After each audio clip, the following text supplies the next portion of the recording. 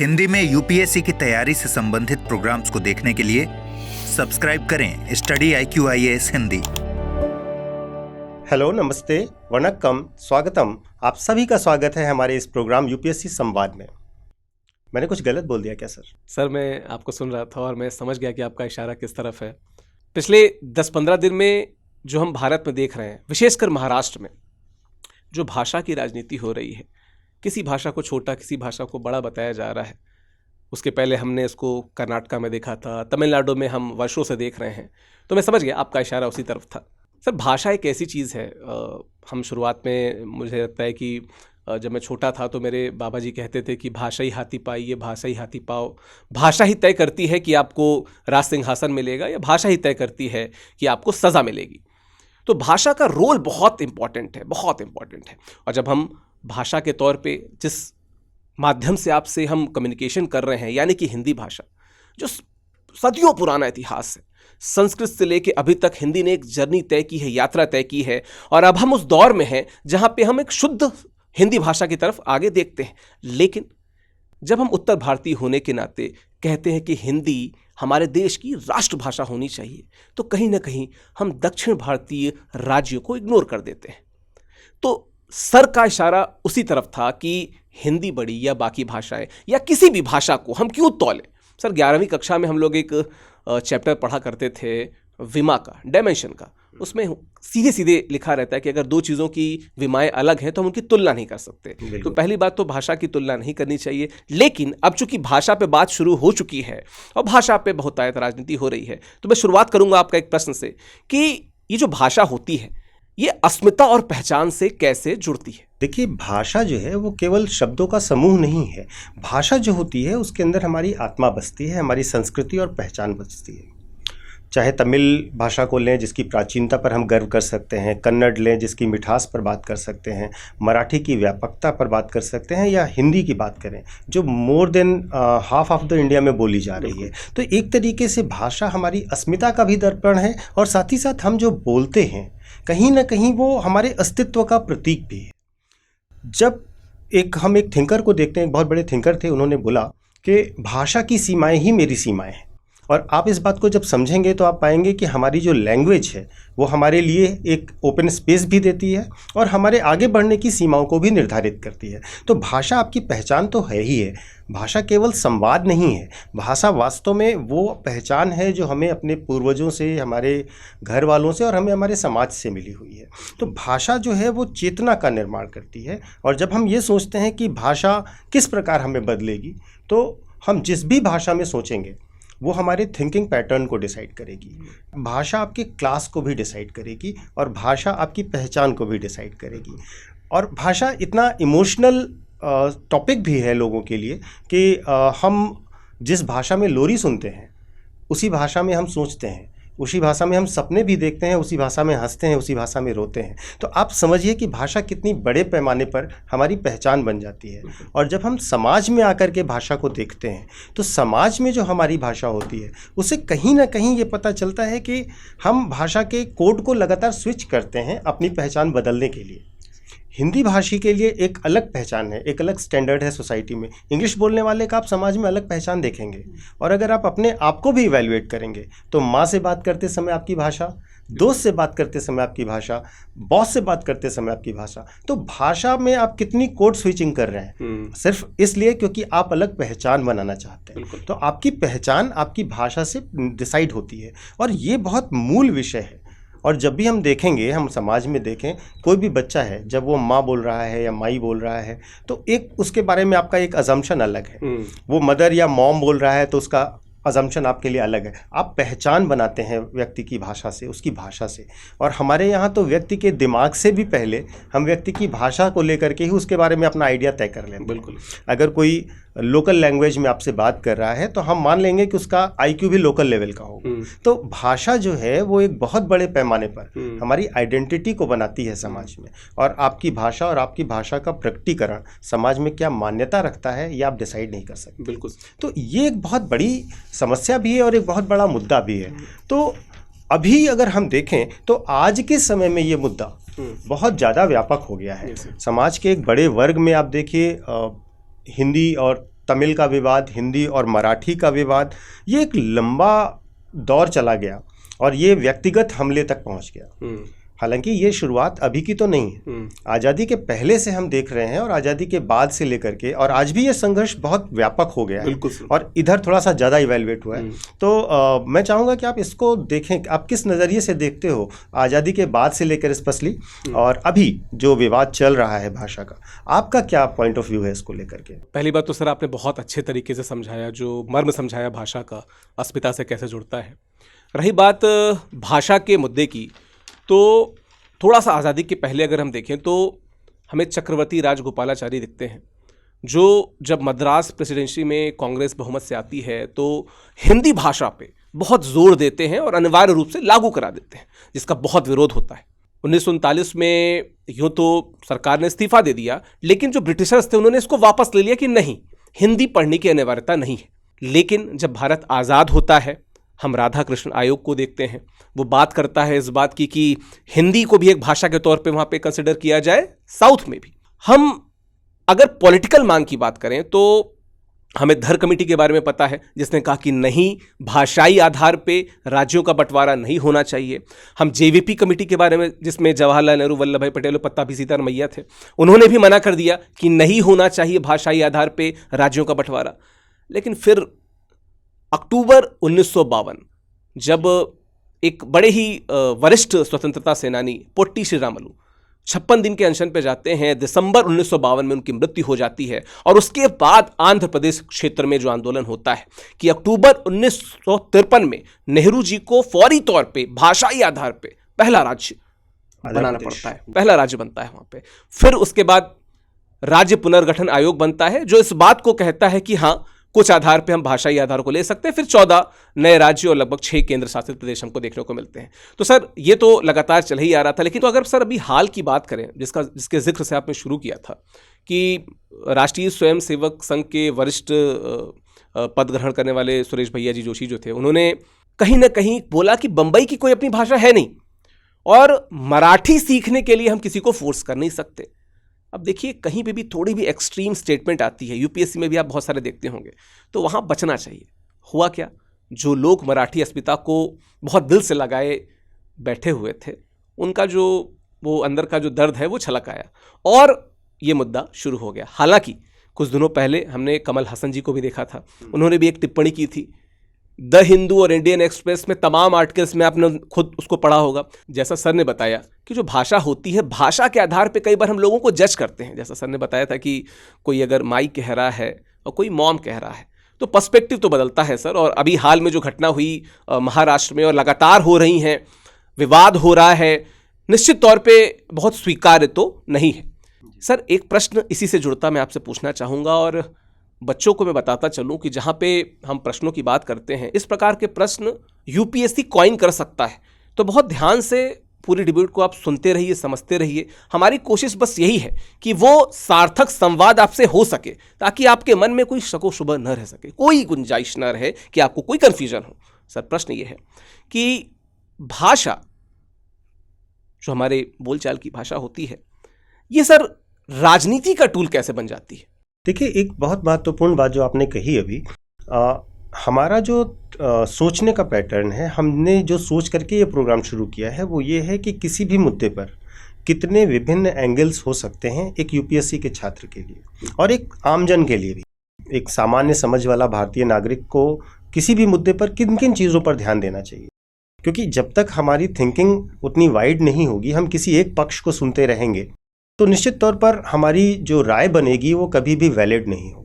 तो ये केवल ऐसा नहीं है कि यूपीएससी केवल काम करेगा। आप अगर सामान्य नज़रिए से भी इसको समझना चाहेंगे तो आप, जैसे भाषा विवाद का मुद्दा हम बात कर रहे हैं, तो भाषा विवाद में आप कितने पहलुओं को समझना चाहेंगे? बिल्कुल। आप उसका इतिहास जानना चाहेंगे, आप उसका वर्तमान जानना चाहेंगे, क्यों होता है। अगर हम राजनीतिक पहलू, जैसा आपने पूछा, उस पर बात करने जा रहे हैं, तो कैसे ये राजनीतिक पहलू बन गया। जिस भाषा को हम हमेशा कहते हैं ये हमारी पहचान है, हमारी मातृभाषा है, हमारी राजभाषा है, किसी भी तरीके से, तो कैसे ये राजनीतिक टूल बन जाता है। तो बच्चा इस पक्ष को भी समझे, किस तरीके से ये मामला सामने आया वो भी समझे। तो ये बहुत महत्वपूर्ण है। और अगर आप इतने नज़रियों से किसी भी चीज़ को देख लेंगे तो आप एक बैलेंस्ड व्यू बना सकते हैं और अपने व्यू को अच्छे तरीके से प्रकट कर सकते हैं। होल ऑब्जेक्टिव तो हमारा यही है। अब मुद्दे पर आते हैं कि ये राजनीतिक टूल कैसे है, और राजनीतिक टूल के मुद्दे पर बात करने से पहले हम शुरू करते हैं संविधान से। बिल्कुल। अगर हम देखें तो हमारा संविधान इतना वेल क्यूरेटेड और इतना सेंसिटिवली ड्राफ्ट किया गया है।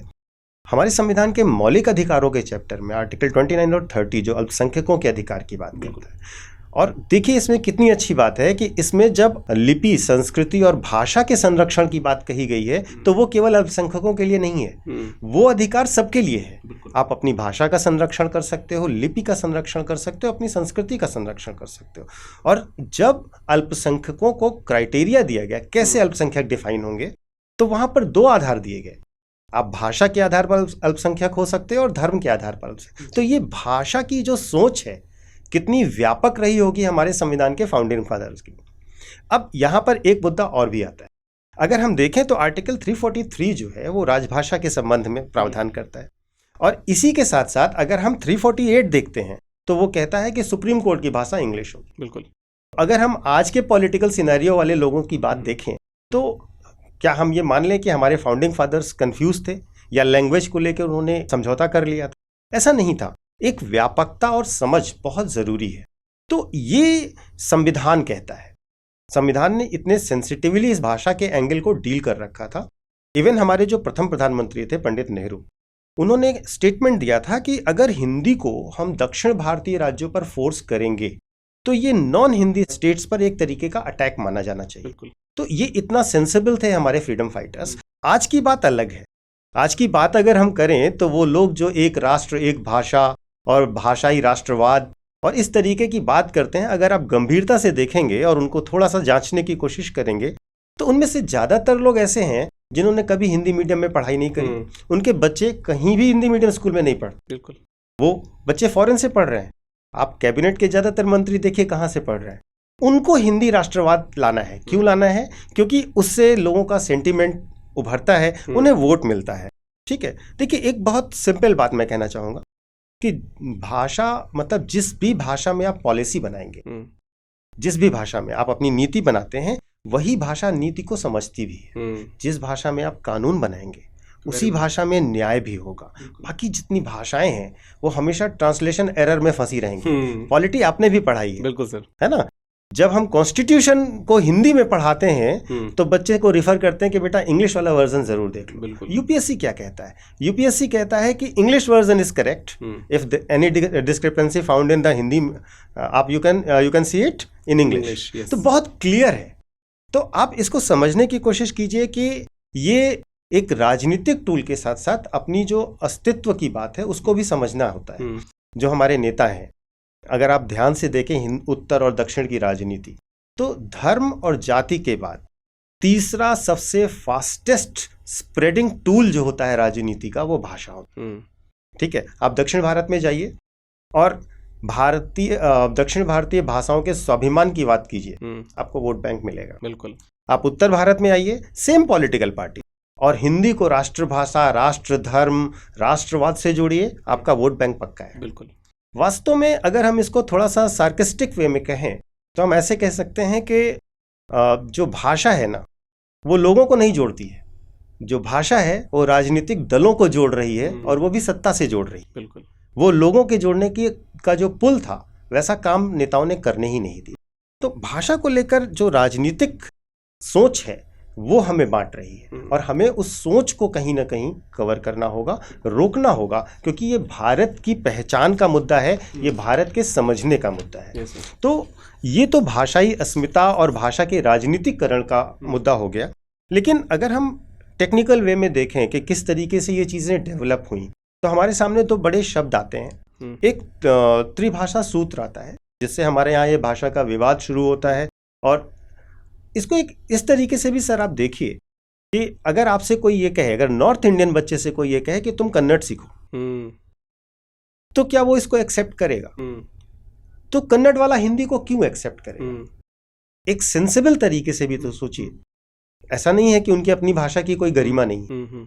तो और आप भी जब आगे बढ़ते हैं तो आपको भी इंग्लिश चाहिए, साउथ इंडिया को भी इंग्लिश चाहिए। तो एक शब्द जो त्रिभाषा फार्मूले का आता है, और दूसरा विवाद शुरू हुआ जब न्यू एजुकेशन पॉलिसी आती, तो इन दोनों ने कहीं ना कहीं जो इनसिक्योरिटी टुवर्ड्स लैंग्वेज है, जो भाषा को लेकर के दक्षिण का एक असुरक्षा का भाव है, उसको बढ़ाया। ये जो दोनों मुद्दे हैं, इन मुद्दों ने मतलब इसको कैसे इग्नाइट किया, क्या फर्क डाला और क्या है सर ये मुद्दे, आप इस पर कुछ बताएं सर। बिल्कुल सर, जब आप बता रहे थे कि भाषा राजनीति का एक बड़ा टूल बन के उभर रहा है, तो मुझे 1967 याद आ रहा है, जब द्रविड़ मुनेत्र कड़गम भाषाई राजनीति के आधार पे तमिलनाडु में केंद्रीय पटल पे देखने को मिलती है हमें। खैर, आपने सर त्रिभाषा सूत्र की बात की, तो अभी शुरुआत में मैंने राधा कृष्ण आयोग की जो बात की थी 1948-49 की बात कर रहा हूँ, तो वो पहला आयोग था जिसने बात किया था कि हाँ, भाषाई तौर पे हमें इसी प्रकार के किसी एक दृष्टिकोण की जरूरत हो सकती है जी। लेकिन कोठारी आयोग ने प्रॉपर रिकमेंडेशन किया कि भारत में अगर भाषाई संयम को बनाना है, भाषाई जो विभेद है, दिक्कतें हैं, इसको रोकनी है, तो हमें त्रिभाषा सूत्र की तरफ जाना पड़ेगा। तो सर 1968 में जो पहली नहीं 1968 में जो एजुकेशन पॉलिसी आई थी, अब तो नेशनल एजुकेशन पॉलिसी कहते हैं, पहले नेशनल पॉलिसी ऑफ एजुकेशन कहा करते थे, वो जो आई थी उसमें पहली बार त्रिभाषा सूत्र की बात हुई थी लिखित रूप में, लेकिन प्रैक्टिकली वो संभव नहीं हो सका। आपने जिसकी बात की, न्यू एजुकेशन पॉलिसी जो 2020 की है, जो 2019 में जब ड्राफ्ट हो रही थी, तो भी इस प्रकार का विवाद हुआ था, क्योंकि वहां पे भी जो त्रिभाषा सूत्र है उस पे कहीं ना कहीं जो दक्षिण भारत के दल हैं वो थोड़े से नाराज। थोड़ा सा त्रिभाषा सूत्र को अगर हम समझें, तो त्रिभाषा सूत्र में त्रि का मतलब तीन, भाषा मतलब तीन भाषा। तो पहली भाषा तो क्या होगी, उत्तर भारत के लोगों यानी हिंदी भाषी के लोगों के लिए भी उनकी मातृभाषा या क्षेत्रीय भाषा, जो दक्षिण भारत के लोग हैं उनके लिए भी उनकी मातृभाषा या क्षेत्रीय भाषा। दूसरी भाषा जो हम सर कॉमन डिवाइड नॉर्थ और साउथ का कर देते हैं, उस हिसाब से मैं समझा देता हूं। तो जो दूसरी भाषा जो नॉर्थ इंडिया के लोग होंगे उनके लिए क्या होगी, जो हमारे शेड्यूल में जो 22 भाषाएं हैं उनमें से कोई एक भाषा या अंग्रेजी भाषा। दक्षिण भारतीय जो लोग हैं उनके लिए क्या हो जाएगा, उनके लिए हो जाएगा कि वो जो 22 भाषाएं हैं उन भाषाओं में से कोई एक भाषा या हिंदी भाषा। और जो तीसरी भाषा है वो दोनों के लिए सेम है, यानी कि उन 22 भाषाओं में से कोई एक भाषा या अंग्रेजी, उनके लिए भी यानी जो साउथ के हैं उनके लिए भी उन 22 भाषाओं में से कोई एक भाषा या अंग्रेजी। तो ये सब त्रिभाषा सूत्र है। अब मैं आता हूं आपकी बात पे, ये डिवाइड क्यों हो रहा है इस प्रकार से, और आपने बहुत अच्छा उसका उदाहरण दिया था। उसी उदाहरण को मैं अगर कंटिन्यू करूं, सर मैं भी केरल और दक्षिण में कई बार जा चुका हूं जी। वहां पे जाके हम ये सोचते हैं कि वो जो बंदा गाड़ी चला रहा है या जो जिससे हम सामान खरीद रहे हैं वो या तो हमारी हिंदी समझे, या अगर हम उसे इंग्लिश में बात करें तो वो इंग्लिश समझे। लेकिन जब वही लोग उत्तर भारत में आते हैं तो हम ये एक्सपेक्ट करते हैं कि वो हिंदी में हमसे बात करें। वो इंग्लिश भी बोलते हैं तो भी हमको थोड़ा सा ऑड लगता है। कहीं ना कहीं ये जो एक बायस है, ये जो एक पूर्वाग्रह है, ये पूर्वाग्रह उनको इस त्रिभाषा के फॉर्मूले से दूर कर रहा है। कहीं ना कहीं उनको लगता है कि वो हमारी भाषा को, जैसे हम बॉलीवुड की बात करते हैं सर, बॉलीवुड वहाँ पे भी देखी जाती है, हम तो खैर देखते ही देखते हैं। बॉलीवुड ने एक बड़ी, जिसे कहते हैं ना कि एक लिंक का काम किया है। और सर जब हिंदी भाषा की बात होती है तो हिंदी को संपर्क भाषा के रूप में हम हमेशा स्वीकार करते आए हैं।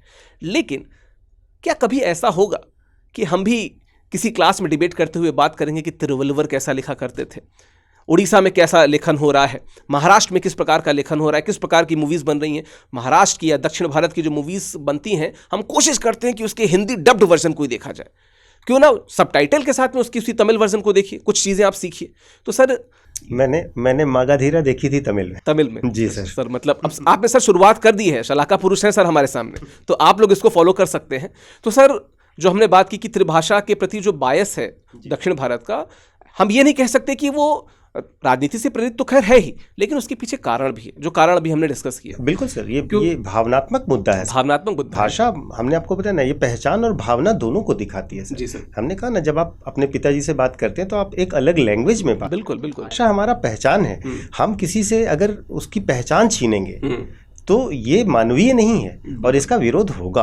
अगर आप किसी भी चीज़ को स्थापित करना चाहते हैं तो, और उसको ये समझाना चाहते हैं कि नहीं हिंदी एक लिंक भाषा के तौर पर आप भी सीखो, तो आप ये उसको समझाइए। अगर वो ये एक्सेप्ट कर पाए तो ये बेहतर है। आप उसको जबरदस्ती नहीं कर सकते। आप नियम बना दें और उसके बाद उसे लागू करें, ये थोड़ा कठिन है। इमोशनल मुद्दों में तो कठिन है। तो सर अब कंक्लूजन की तरफ बढ़ते हैं। हम लोग ने बहुत सारे आयामों पे बात की और यहाँ तक हमने कोशिश की कि इससे जुड़े जितने भी बिंदु हैं वो सभी बिंदु स्टूडेंट्स को क्लियर हों। सर कंक्लूसिव रिमार्क्स के तौर पे आपके लास्ट।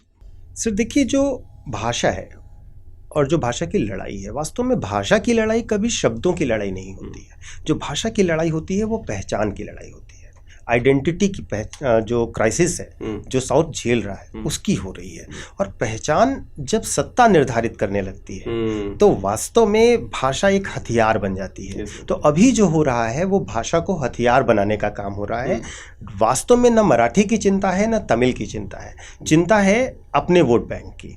और अगर आज हम ये लड़ाई देखें, चाहे वो हिंदी बनाम तमिल की हो, हिंदी बनाम मराठी की हो, या अंग्रेजी बनाम देशी भाषाओं की भी हो, हम इसको भी अगर इंक्लूड कर लें तो हम ये कह सकते हैं कि असल में ये जो लड़ाई है कहीं ना कहीं एक सामाजिक बराबरी के पहलू पर भी जाती है और सत्ता के पहलू पर भी जाती है। हम दो अलग एरियाज़ को मार्कआउट कर सकते हैं।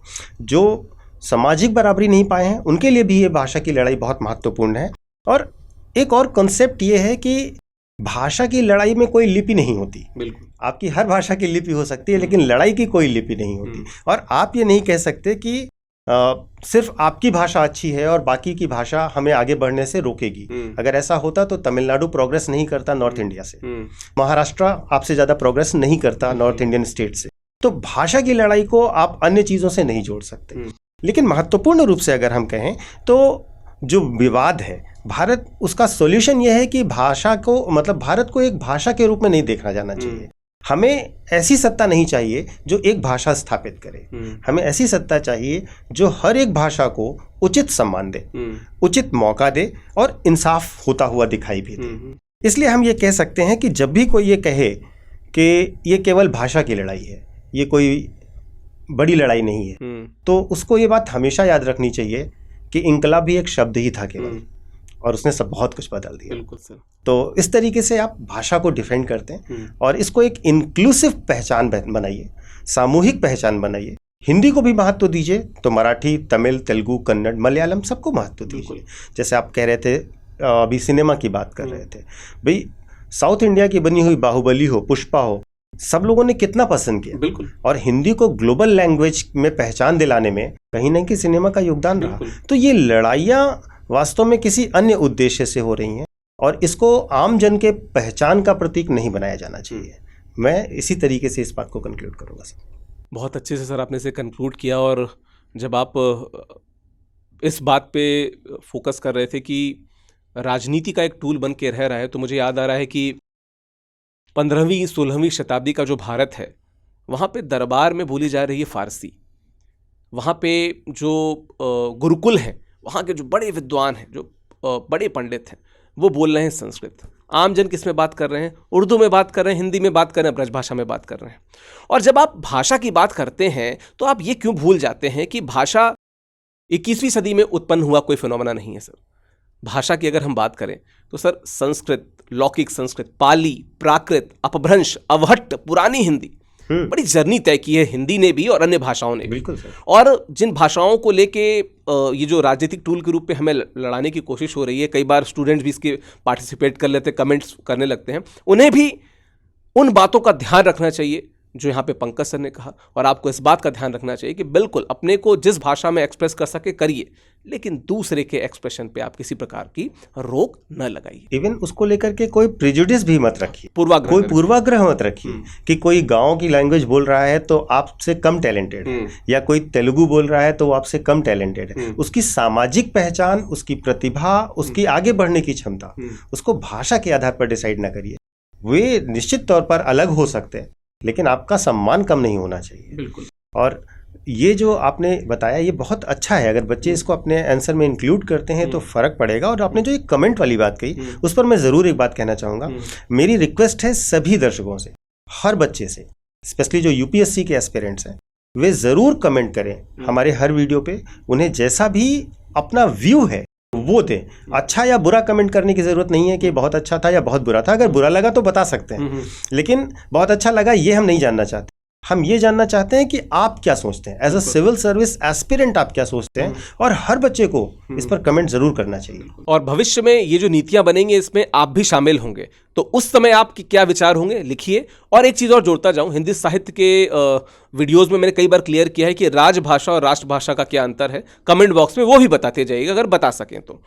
तो सर बहुत अच्छा लगा आपसे बात करके, बहुत अच्छे तरीके से, बहुत फाइन तरीके से आपने समझाया बच्चों को, और आई होप कि स्टूडेंट्स को भी अच्छा लगा होगा, और सर ने जो कहा आप उसका उत्तर देने का जरूर कोशिश करें कमेंट बॉक्स में। तो दोस्तों ये थी एक और प्रस्तुति यूपीएससी संवाद में, जहां पे हमने आपसे जुड़ने की कोशिश की। आशा करते हैं कि ये वीडियो आपको अच्छा लगा होगा।